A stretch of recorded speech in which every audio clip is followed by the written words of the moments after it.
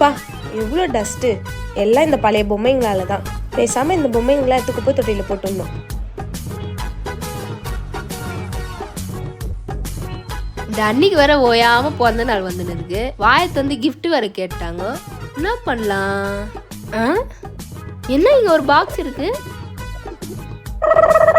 ஐ அருமையா இருக்கே பொம்மைங்களா. ஐடியா. அண்ணி இந்தாங்க நீங்க பிறந்த நாள் பரிசு.